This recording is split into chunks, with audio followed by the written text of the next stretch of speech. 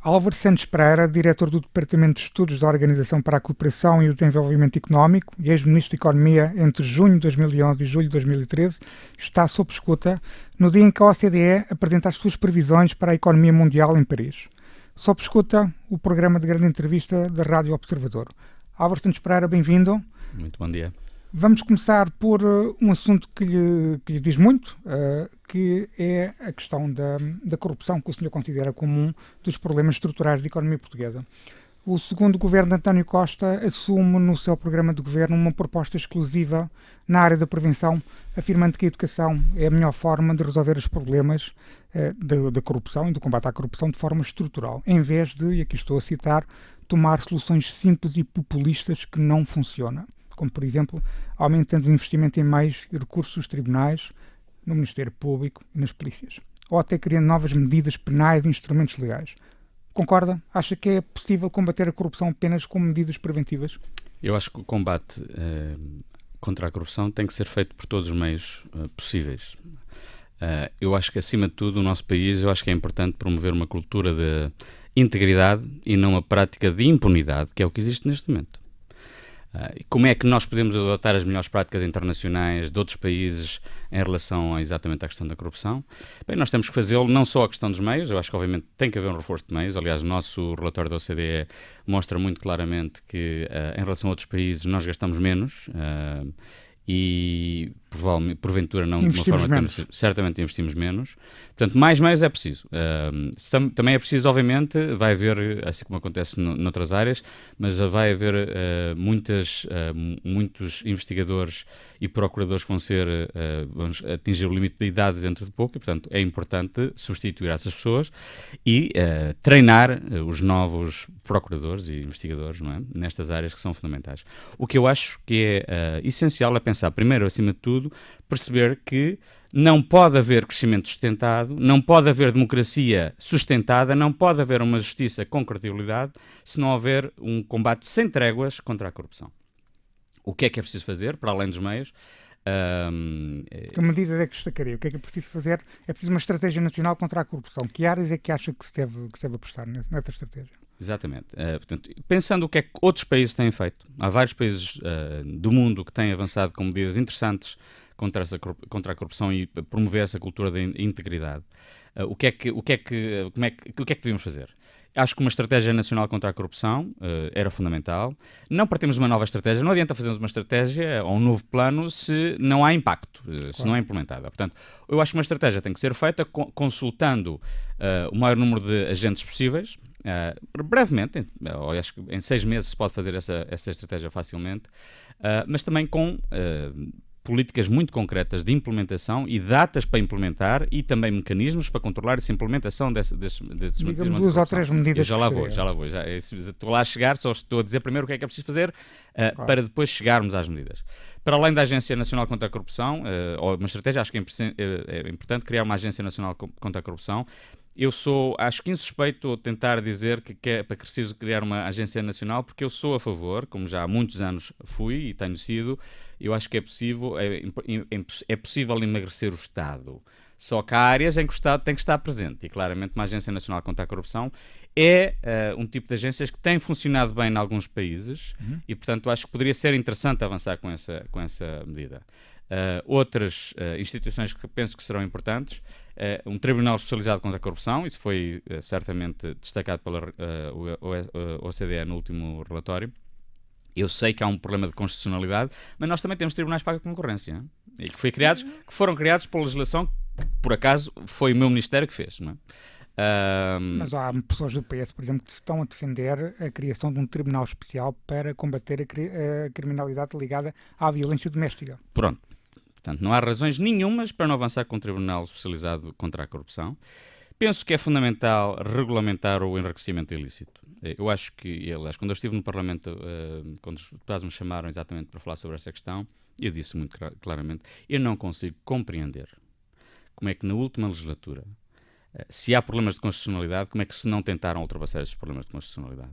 E eu espero bem que não passe mais uma nova legislatura em que a questão do enriquecimento ilícito não seja legislada por eventuais questões de constitucionalidade. Mais uma vez, eu penso que há certamente formas de contornar esta questão e, como eu disse também no Parlamento, esta é uma questão tão importante para o nosso país e para a nossa democracia. É a democracia que está em causa e a justiça que está em causa.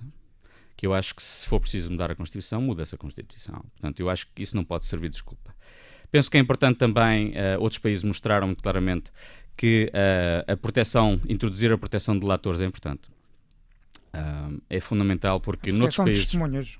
Exatamente. Há duas questões, de proteção de testemunhas e colaboração premiada. Certo, eu acho que as duas questões podem estar em cima da mesa, mas penso que nós temos que avançar certamente com esses mecanismos. São mecanismos importantes no combate à corrupção e, portanto, nós não podemos, mais uma vez, dizer, bem, isto é populismo e que não é bom. Não, porque noutros países isso está a passar-se, os chamados proteção dos whistleblowers, exatamente das testemunhas e dos delatores, é algo que é fundamental no sistema judicial e institucional de muitos países. Eu dou um exemplo muito concreto. Neste momento que se está a falar o impeachment do Presidente Trump, existe uma testemunha, que é o chamado whistleblower, que está a fazer força, o Presidente Trump está a fazer força para que ele apareça, não é? Ora, é o sistema judicial e o sistema político que está em causa, que está a proteger exatamente esse whistleblower. A identidade dessa pessoa. E a identidade. E é isso mesmo que tem que ser feito. E, portanto, isso faz-se na democracia que tem sido mais bem sucedida no mundo inteiro. Né? E nas questões contra a corrupção, um dos países que avançou muito e que tem instituições fortes. E esperemos que as instituições fortes continuem exatamente nestas matérias. Penso que também é importante, e eu acho que isto é fundamental, acho que é fundamental limitar o número de recursos dos acusados de corrupção sem penas de prisão efetiva. Eu acho isso fundamental por uma simples razão.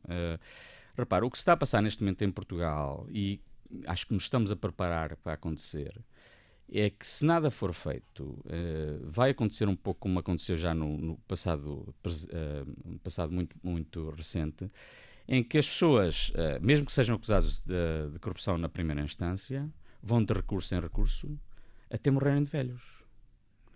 Isto, quanto a mim, é não só injustificável, como é inaceitável como uma sociedade democrática e uma sociedade avançada como nós somos. Isso é uma questão que está muito em cima da mesa, por exemplo, no processo do Universo Espírito Santo, em que nem sequer há uma acusação deduzida. É a lei da vida, os principais arguidos já têm 60, 70 e tal anos e, portanto, isso pode suceder. Isso pode claramente suceder, até um processo que pode durar até meio ano. Agora, não podemos, mas deixar os processos arrastarem-se, já vai em 5 anos pelo menos. A investigação já dura há mais de só a investigação. 5 anos. Quando se transitar a julgamento, ainda são mais uns aninhos.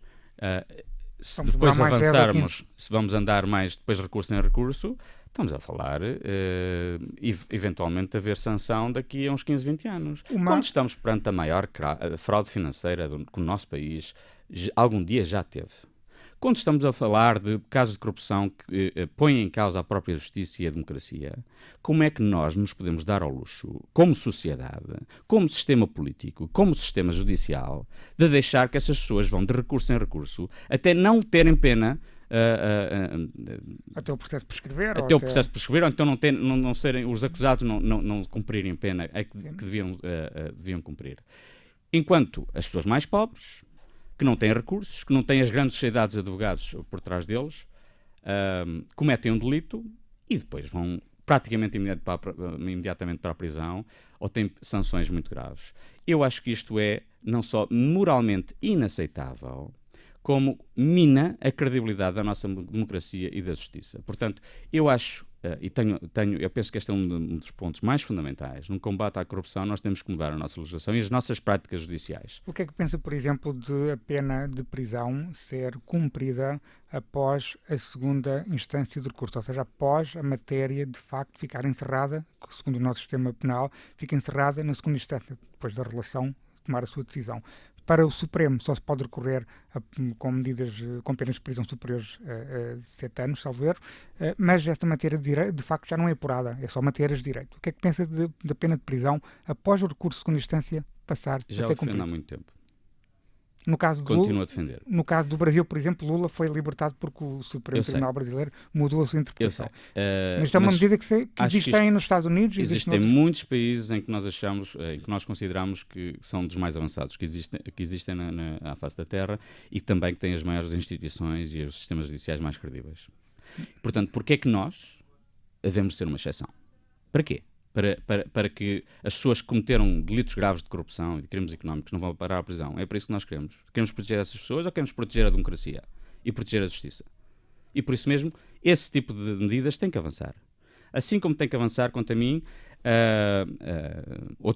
com outros mecanismos de combate à corrupção, que passam, por exemplo, as compras do Estado, chamado procurement em inglês, mas as compras do Estado, os mecanismos de transferência de compra do Estado têm que ser mais transparentes. Portanto, eu acho que as compras do Estado têm que ser mais transparentes, têm que mostrar que não existem... Menos ajustes diretos. Exatamente, menos ajustes diretos, etc. E depois acho que é importantíssimo, que é muito ligado com aquilo que tinham falado da questão dos recursos, ou limitar o número de recursos, antes das pessoas terem penas de prisão efetiva. Acho que é fundamental também, como acontece noutros países, que em vez de termos estes grandes megaprocessos que demoram anos e anos até chegarmos sequer a uma conclusão final e se vão transitar a julgado ou não, acho que é fundamental que, assim como defendem pessoas como o Nuno Garopa e outros investigadores que tratam, que investigam estas questões ao nível de outros países, é preciso haver também, fomentar a questão das investigações parciais. Ou seja, em vez de fazermos estes megaprocessos em que as pessoas são julgadas por branqueamento de capitais, por evasão fiscal, por corrupção, etc., o que tem que haver é dividir um pouco por áreas para que as pessoas, se fizeram evasão fiscal, se tinham dinheiro em cofres e andaram a não declarar o dinheiro, e se esse dinheiro apareceu eventualmente ilicitamente, as pessoas vão parar à prisão por evasão fiscal.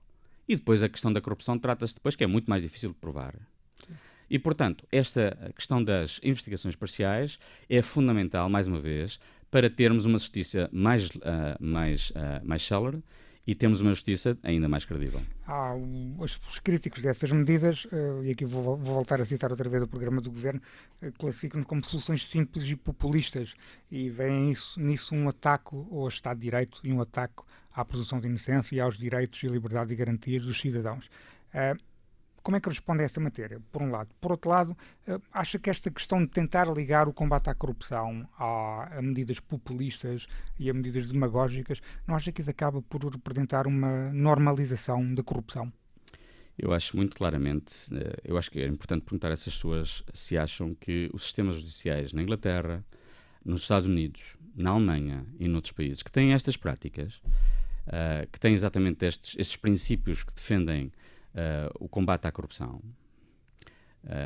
se as pessoas pensam que os sistemas judiciais dos Estados Unidos, da Inglaterra, da Alemanha, da Nova Zelândia, de muitos outros países, são sistemas populistas. E perguntar-lhes.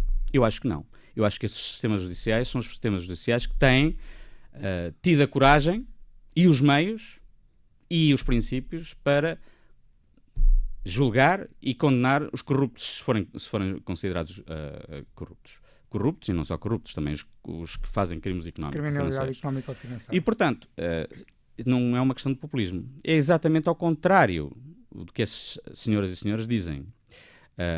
Se nós não avançarmos com este tipo de medidas que estamos aqui a falar, se nós continuarmos a pensar que a nossa justiça está perfeita e que não interessa se a maior fraude financeira que o país algum dia teve, se não interessa que o país foi à bancarrota por práticas de compadria e corrupção, e se nós achamos que essas pessoas não devem ser julgadas, se achamos que essas pessoas têm direito a ficar ou de ir de recurso em recurso e morrerem de velhos sem cumprirem penas de prisão efetiva, se nós achamos que isso acontece, então é que estamos a abrir a porta aos populistas. Porquê é que nós vemos os populistas exatamente ganharem terreno, quer na Europa, quer noutra parte do mundo, nos últimos anos? Isso tem a ver, é um bocado da ressaca da crise financeira, em que as pessoas viram, bem, os bancos foram salvos, eu tive que cortar os meus salários e pensões, os bancos foram salvos e não foram condenados. As pessoas, os banqueiros continuam aí, não estou a falar dos banqueiros todos, não, Sim, claro. não, obviamente, mas os que andaram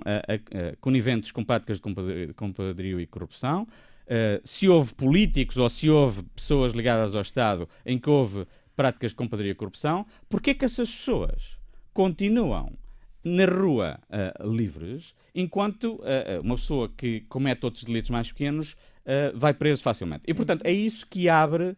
Na semana passada, em Itália, os responsáveis, os gestores, banqueiros do principal banco italiano foram condenados a medidas apenas de prisão efetiva num processo que demorou algum tempo, mas já tem uma decisão em primeira instância com penas de prisão efetiva. Ou seja, é importante que a justiça tenha os meios necessários e tenha os princípios e o enquadramento necessário para exatamente podermos avançar com uma justiça mais lesta, mais célere, mais eficiente. E por isso mesmo, quando não se faz... Aí é que abrimos as portas ao populismo. É o que eu estava a dizer. Há dois grandes... o populismo está a aparecer por dois grandes motivos. Certamente, na ressaca da crise financeira, o que aconteceu, tem havido um aumento das desigualdades em grande parte do mundo e, portanto, as pessoas também acham que a desigualdade, em alguns países, é demasiado elevada e, portanto, as pessoas têm-se insurgido contra isso. O Chile é um dos exemplos disso. E o Chile é um país que eu gosto bastante e acho que admiro muito o que eles têm feito nos últimos anos, mas claramente tem uma questão de desigualdades que não conseguiu resolver até agora. Mas depois, e há outros países também, mas depois há outra questão que é a questão da corrupção, que é a impunidade. Esta cultura de impunidade que continuamos a ter em países como o nosso. O governo atual lutar contra essa cultura de impunidade? Eu, sinceramente, não é só ver o governo atual, é ver este Parlamento, é ver o sistema de justiça terem um debate, mas somente avançarmos nesta estratégia nacional contra a corrupção com medidas super concretas para mudar o estado de coisas. Eu nos últimos anos não vi nada. A nível legislativo vimos alguma coisa? Não. Estamos a ver alguma coisa neste momento? Ainda não, ainda é cedo neste Parlamento, portanto acho que ainda é muito cedo para estarmos a falar. Agora, tenho visto alguns debates que alguns pequenos partidos têm falado sobre esta questão. Agora, é importante que isto não seja só os pequenos partidos, que seja todos os partidos e mesmo os próprios parceiros sociais, os agentes da justiça. Nós temos que avançar com medidas concretas. Agora, o estado de coisas que nós temos neste momento é que é inaceitável. Em fevereiro de 2019, o Governo foi acusado de ter censurado o relatório sobre as perspectivas económicas da OCDE para Portugal e fez com que fosse anulada a sua presença na apresentação desse mesmo relatório.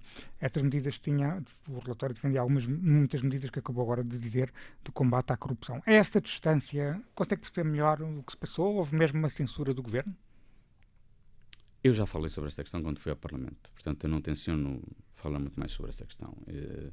Houve uma tentativa de que a palavra corrupção não aparecesse no governo, no relatório.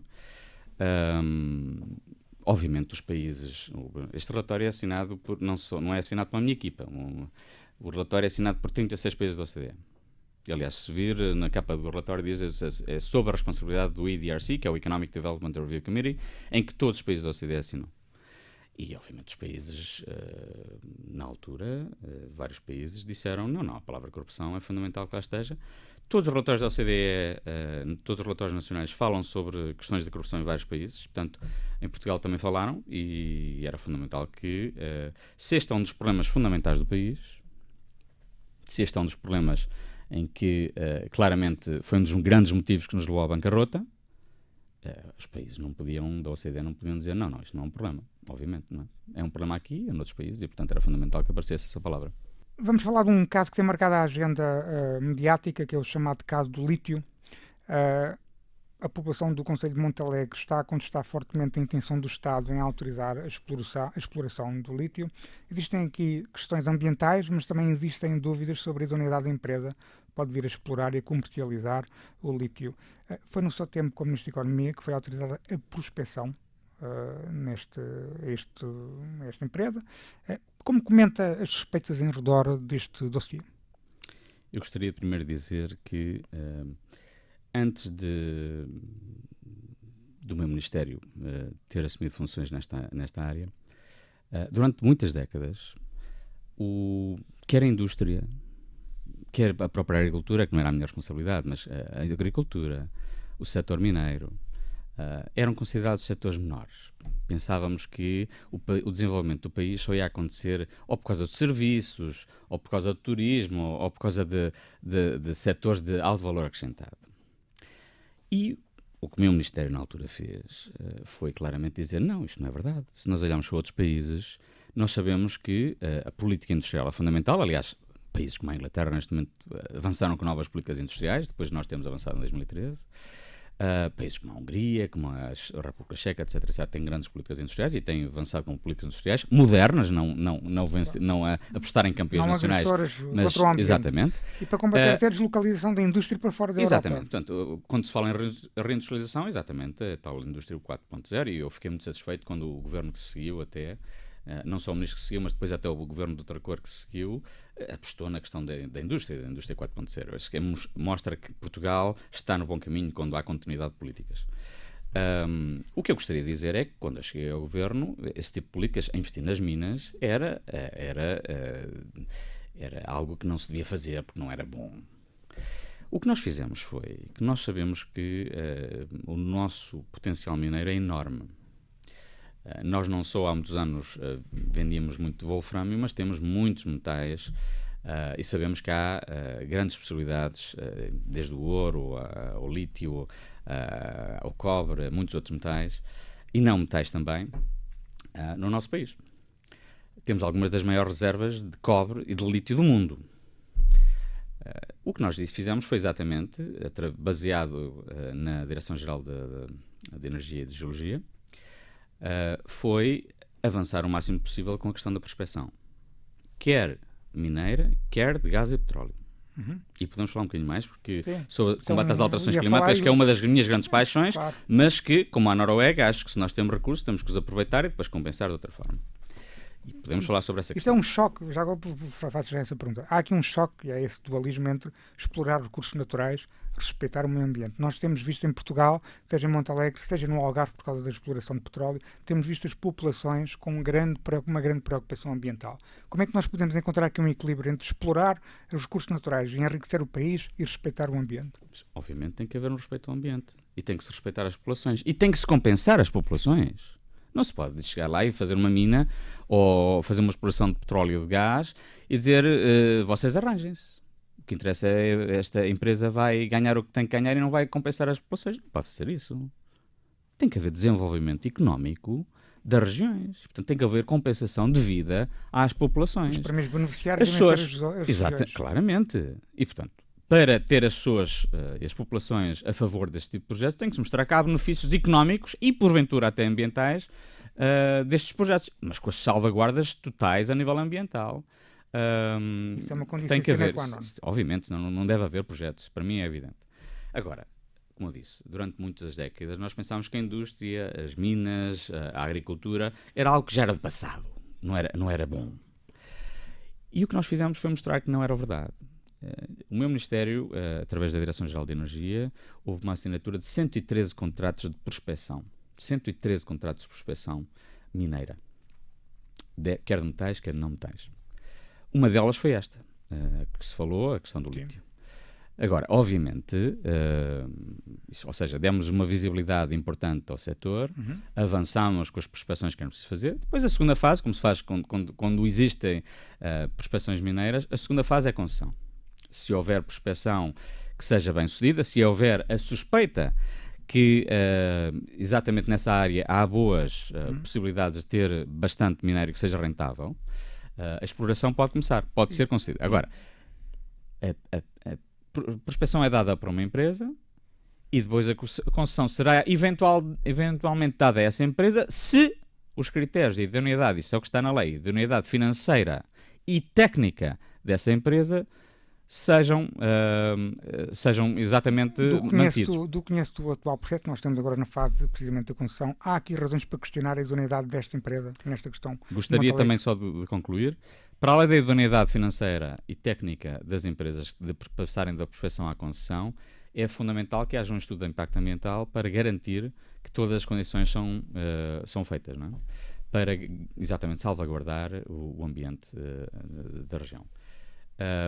Não posso comentar, sinceramente, a questão da idoneidade financeira desta empresa porque eu não conheço os detalhes financeiros desta empresa. Agora, o que eu posso dizer é, quando se passa da prospecção para a concessão, o Estado deve certamente olhar para a idoneidade financeira e técnica da empresa estas empresas podem avançar ou não, conseguem tecnicamente e financeiramente fazer investimentos de milhões de euros. Estamos a falar em investimentos de milhões de euros para se ter os centenas de milhões de euros de prospecção e de exploração. Tem que ter são investimentos de muitos milhões.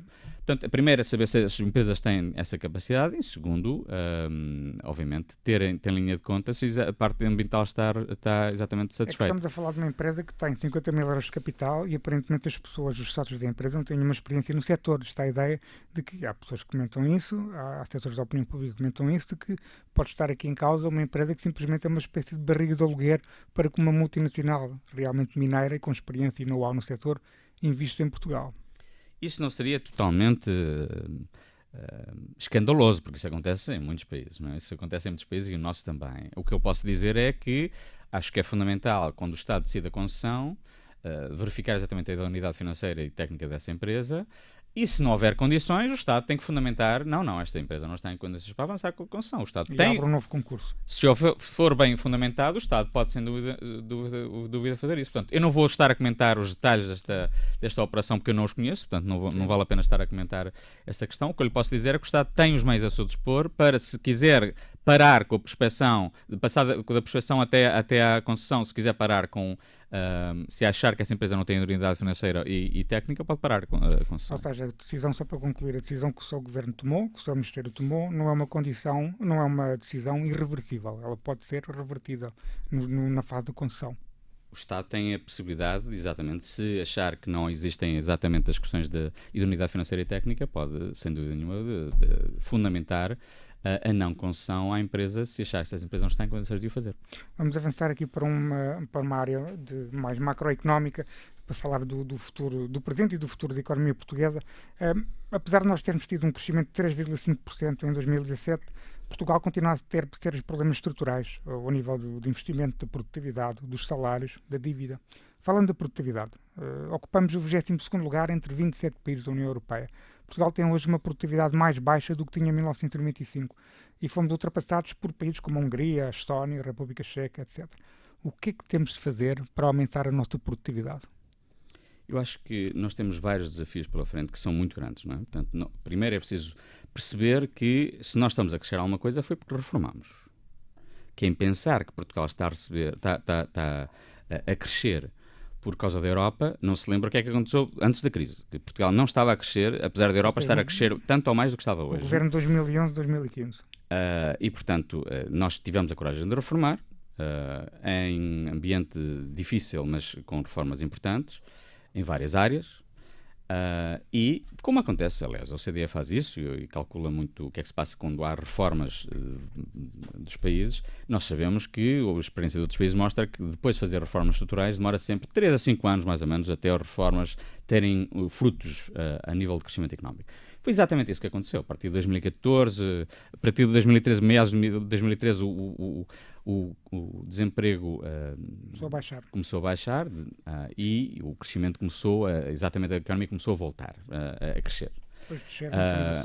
E, portanto, felizmente continuamos a crescer. Estamos neste momento a crescer cerca de 2%. Nós prevemos, por exemplo, que vamos crescer, nas novas previsões da OCDE, vamos crescer cerca de 1,8%, 1,7%. É importante, portanto, é melhor do que estávamos a crescer há 10, 15 anos atrás, porque não estávamos a crescer nada, e isso aconteceu por causa das reformas, mas não chega. Portanto, nós temos que estar a crescer, um país como nós, temos que estar a crescer 3%, pelo menos. E se olharmos para os países da União Europeia, vemos que a Eslováquia, a Eslovénia, a Polónia, a Hungria, estão todos a crescer a 3, 4, 5%. Ou mais. Portanto, nós não estamos a crescer aquilo que podemos e devemos. Quais são os desafios que nós temos pela frente, quanto a mim, e que é preciso ter algum consenso nacional, mas somente fazer reformas para dar a volta à situação? Primeiro, eu acho que sem dúvida nenhuma, primeiro grande desafio é o combate contra a corrupção e o corporativismo. Eu acho que isso tem que acontecer e deve ser a prioridade número 1 para o país. Segundo, o endividamento muito elevado que ainda temos. Não é tão grande como estava há uns anos atrás, mas eu relembro que o nosso endividamento é um problema de dívida externa. Nós temos uma dívida externa superior a 200% do nosso PIB. Ele tem vindo a descer porque a economia tem vindo a subir. Certo, e os privados têm-se desendividado de uma forma maior do que o Estado. Portanto, quer as empresas, quer as famílias, se desendividar, ainda estão muito endividadas, mas já estão muito menos do que estavam há uns anos atrás, e o Estado, porque a economia tem estado a crescer, a dívida felizmente está a começar a descer, e é preciso continuar. Continuamos com a dívida mais elevada dos últimos 150 anos. Sim. Portanto, é preciso relembrar isso. Terceiro, baixo crescimento. Como disse, nós temos um crescimento de cerca de 2%, nós devemos estar a crescer a 3%. O quarto desafio que eu acho que temos pela frente é a abertura da economia. Por causa das reformas que foram feitas e porque os empresários viram que apostar lá fora, no estrangeiro, era uma boa estratégia, nós agora estamos a exportar cerca de 45% do nosso PIB, enquanto em 2010, 2011 estávamos a exportar 28% do nosso PIB. E se nós olharmos as últimas 5, 6 décadas anteriores, nós estávamos sempre a exportar menos de 30% do nosso PIB. Portanto, nós estamos a andar na direção certa. Só que aí, mais uma vez, se olharmos para a Bélgica, se olharmos para a Hungria, se olharmos para a Eslovénia, para outros países da União Europeia, eles exportam 80%, 90% do PIB. Nós temos muita margem para andar. A nível de abertura. O nosso objetivo era 50%, mas quase a chegar aí temos que arranjar nosso objetivo tem que ser 80%, 90%. Esse tem que ser o nosso objetivo. Intermédio, sim senhor, 50%. Mas o nosso objetivo tem que ser 80%, 90% para uma economia da nossa dimensão, deve ser isso. Mas para isso temos que captar investimento, temos que ter mais investimento. Já lá vamos. Quinto grande desafio que temos pela frente, como disse e bem, já vou responder à sua pergunta, é a baixa produtividade. Nós temos... A baixa produtividade é um problema que neste momento está a passar nos países mais desenvolvidos, nos países mais avançados. A produtividade diminuiu bastante nos últimos anos, por vários motivos. Não para as empresas, por exemplo, como as Amazons, as Googles, eles continuam com produtividades muito elevadas, mas a verdade é que a produtividade das PMEs está muito baixa. Tem estado a rondar, a nível inteiro, 0,5%. É outra pergunta que já vou responder. Só queria dar mais os dois outros grandes desafios que nós temos pela frente. Um que não falamos quase nada, mas está a ver, ainda a última semana eu estive na Áustria e na semana anterior estive na Suíça a falar sobre isto, que é o envelhecimento da população. Os nossos sistemas de saúde, o nosso sistema de educação, o nosso sistema de segurança social foram todos desenhados há cerca de 50, 60 anos nos países mais avançados. Os princípios eram para uma economia em que as pessoas viviam até aos 65, 70 anos.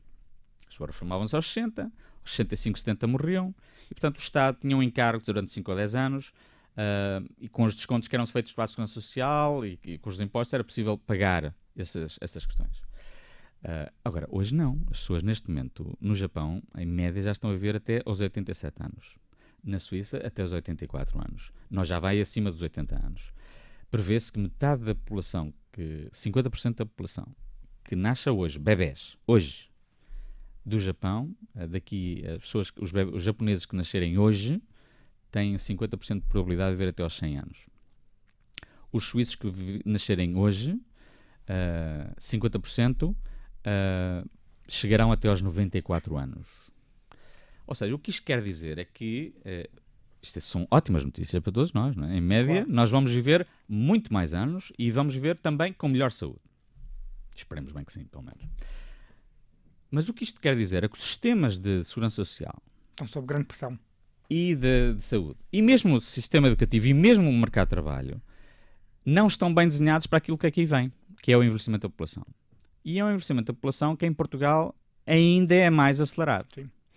Por causa, nós já estamos desde 1981 com uma natalidade muito baixa. O atual governo diz que não há nenhum problema com a segurança social por causa do envelhecimento da população, que estamos preparados para aguentar os Eu acho que isto é uma questão que tem que ser debatida na concertação social, debatida por todos os partidos do Parlamento, e é preciso pensar o que fazer.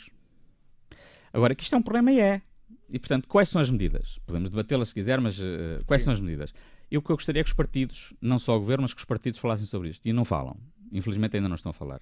E, finalmente, eu acho que é importante também debater o impacto das alterações climáticas. Portugal vai ser um dos países grandemente afetados. E não basta dizer, eu sou amigo do ambiente.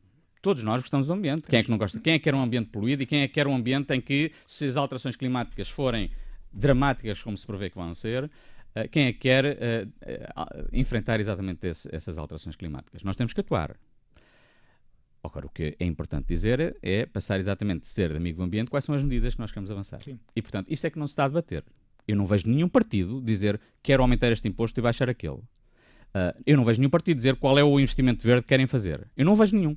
E, portanto, gostaria que os partidos fizessem isso. Se eu puder agora voltar à questão da produtividade, como é que vamos combater a nossa baixa produtividade? Claramente, a nossa baixa produtividade tem uma componente que tem a ver com o que está a passar no resto do mundo, mas nós temos um problema, temos uma questão de convergência que nós devíamos estar a crescer muito mais a nível de produtividade. Estão a aumentar a produtividade, a respectiva produtividade. Exatamente. Portanto, nós estamos com um crescimento da produtividade certamente baixo.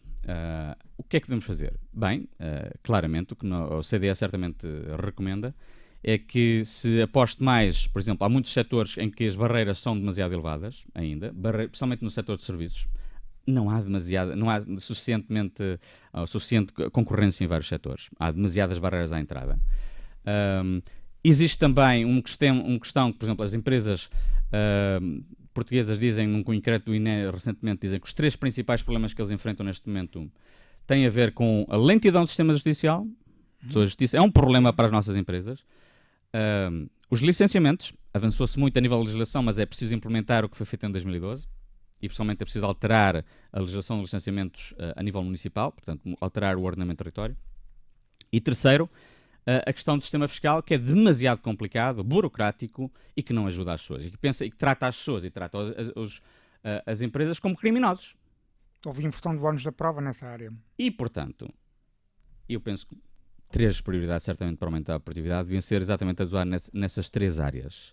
E depois, obviamente, tentar atrair investimento que possa exatamente estimular a produtividade. E, finalmente, fundamental, a questão das qualificações.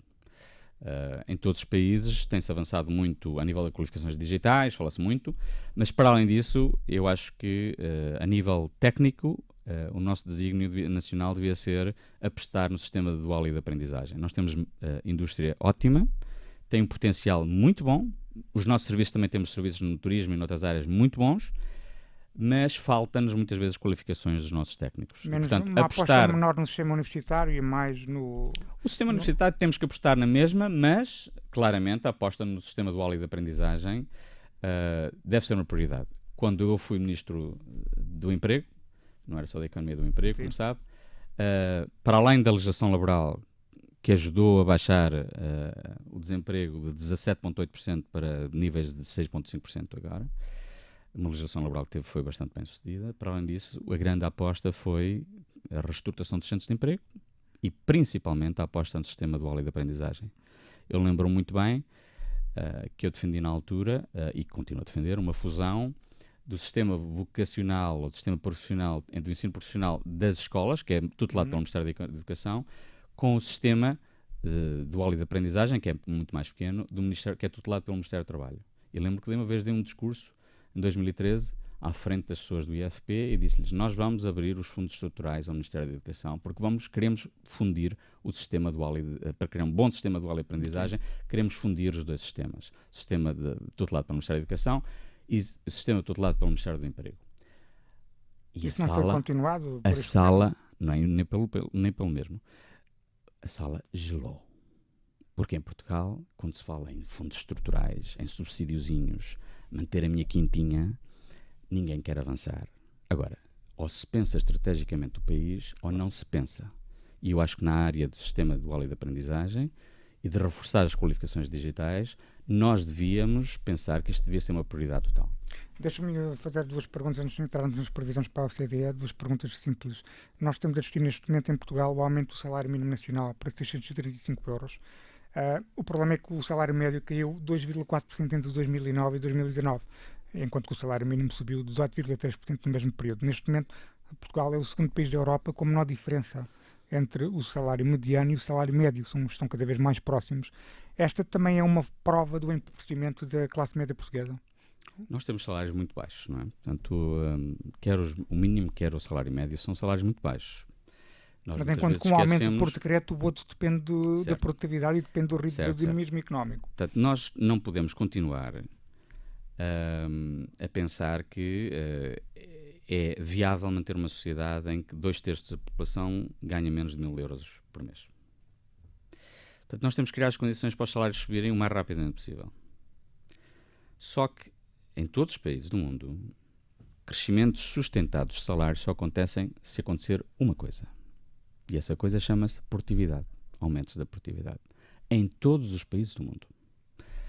Podemos decretar certamente o aumento do salário mínimo, às vezes que quisermos, e a concertação social tem um papel fundamental nesse sentido.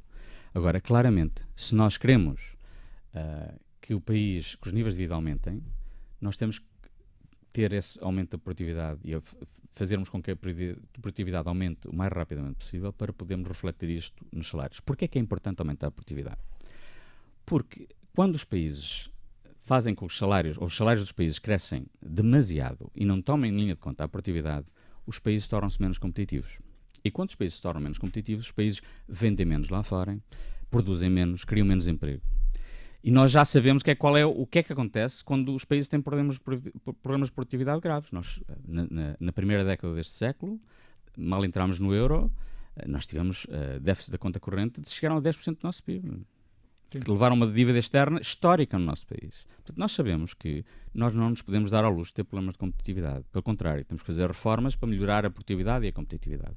E, portanto, aumentar as qualificações, aumentar a concorrência, fazer um combate sem tréguas à burocracia em todas as áreas do Estado, termos o desígnio nacional, dizer nós queremos estar no top 10 do Doing Business do Banco Mundial e temos que fazer tudo que seja possível para lá chegar, tem que ser prioridades totais para nós.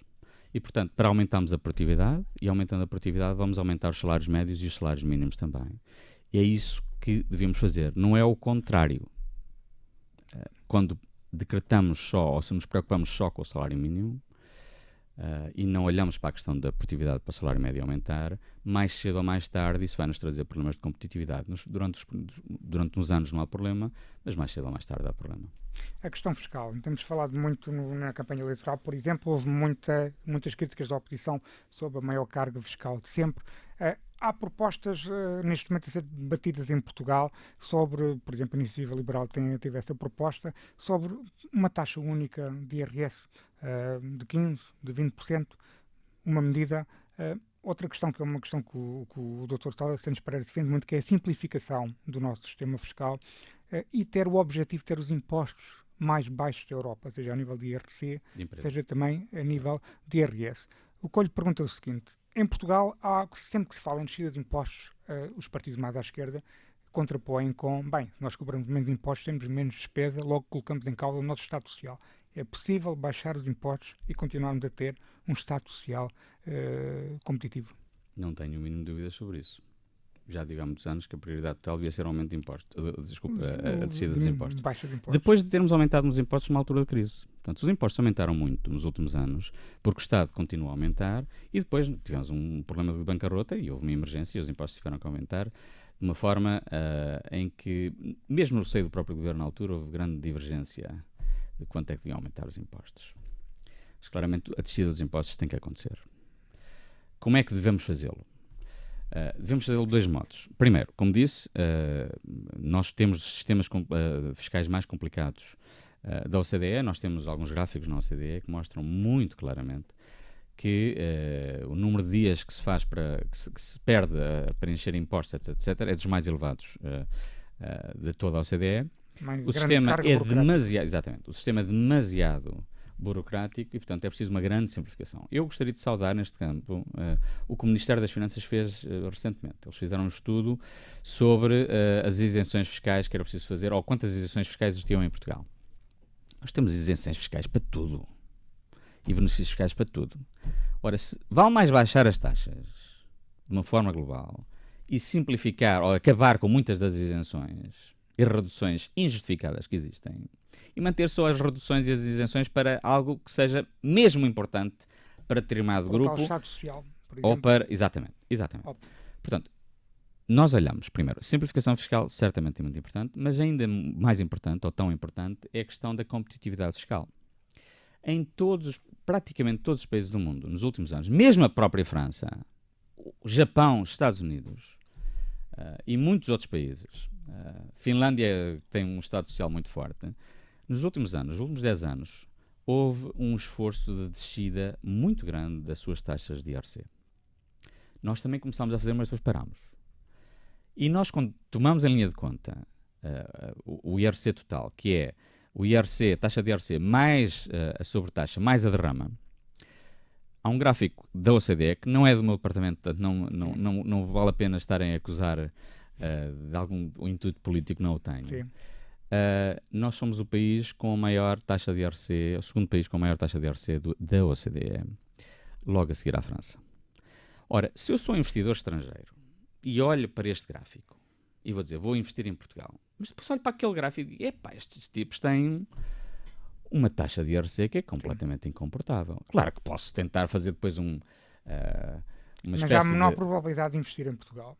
Eu acho que a imagem é péssima. Claro que eu posso depois ter com a ASEP e tentar reduzir a minha taxa de IRC, tentar arranjar algum mecanismo para baixar isso. Algum benefício fiscal. Exatamente. Mas não é assim que devemos fazer. Eu há muitos anos que defendo, aliás, mesmo quando eu estava no governo, numa altura de crise, sempre defendi e continuo, há muitos anos que defendo, e na altura defendi também, que devíamos ter a taxa fiscal de IRC mais baixa da Europa, se possível. Eu defendi na altura 10%, neste momento a Hungria já tem 9%. Sim. Só para dar a entender o que é que se passou quando a Hungria passou de uma taxa de IRC mais ou menos como a nossa, um bocadinho mais baixa, mas não muito mais, para 9%.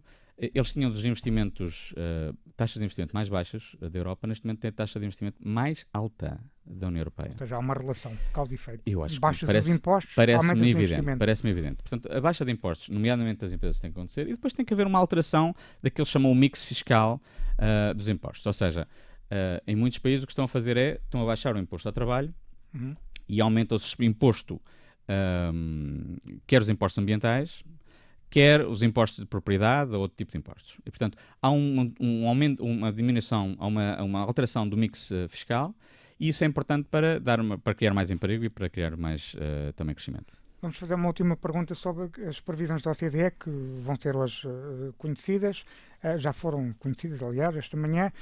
Nós estamos a falar nos últimos meses de uma expectativa de uma nova crise mundial, uma perspectiva de uma nova crise mundial devido à guerra comercial entre os Estados Unidos e a China e também o Brexit.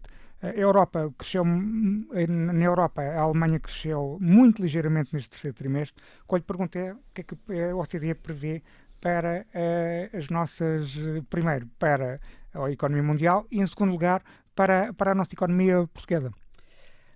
As previsões da OCDE são claramente de uma revisão muito acentuada em baixa do crescimento económico da economia mundial. A economia mundial há cerca de um ano estava a crescer perto de 4% ao ano. E esses 4% é mais ou menos o que a economia mundial, quando está mais ou menos saudável, devia estar a crescer. Nós prevemos para este ano 2,9%, abaixo de 3%, e para o próximo ano 3%. Estamos a falar de uma redução muito grande do crescimento económico. Estamos a falar de uma redução que é transversal praticamente de todos os países. Estamos, por exemplo, a falar que os Estados Unidos vão baixar o crescimento para cerca de 2% no próximo ano e no ano a seguir. Estamos a falar na Europa a crescer a cerca de 1,1%, 1,2%. Estamos a falar do Japão a crescer a cerca de 0,6%. Portanto, estamos a falar e a China também a crescer a 5,7% para o ano e 5,5% em 2021. Portanto, estamos a falar das grandes economias mundiais, quase todas vão desacelerar. E claramente a Europa, temos uma Alemanha em que está a crescer mais ou menos cerca de 0,5% e para o ano prevê-se 0,6% e só para depois aumentar. Isso vai afetar seriamente a economia portuguesa, como é óbvio, como a economia aberta que é. E ainda por cima a economia espanhola, estamos a falar em cerca de crescimentos de 1,5% a 1,6%. Portanto, uma redução muito grande da economia espanhola, que é um dos grandes nossos clientes e também fornecedores. E, portanto, isso obviamente vai ter um impacto muito grande em todas as economias e a economia portuguesa vai ser obviamente impactada. Nós prevemos um crescimento da economia portuguesa deste ano cerca de 1,8%, próximo ano, nos próximos 2 anos 1,7%. Não é muito mau, mas certamente não é excelente, mas claramente pensamos que os riscos de revisão em baixa do crescimento, quer para a Europa, quer para Portugal, são altos. Quer seja por causa da guerra comercial, quer seja por causa da questão do Brexit, quer seja por causa das incertezas que ainda existem a nível político. E, portanto, nós estamos numa altura da economia mundial em que nos preocupa bastante. E nos preocupa algo que nos preocupa muito também, é o facto de que temos cada vez mais indícios que a chamada globalização, ou as cadeias de valor globais de valor, estão a reverter-se. Ou seja, durante muitas décadas, nos últimos anos, principalmente nas últimas décadas, tem havido uma tendência de maior globalização, abertura de quase todas as economias, quer através de tratados comerciais, quer através das chamadas cadeias globais de valor, que é, no fundo, as empresas que produzir um copo, ou um iPad, ou um computador, ou outra coisa qualquer, são produzidos em vários países. Portanto, são as cadeias de valor. E nós estamos a ver que, pela primeira vez em décadas, essas cadeias de valor estão a diminuir. E isso é o primeiro sintoma eventual de que a globalização está a começar a retrair.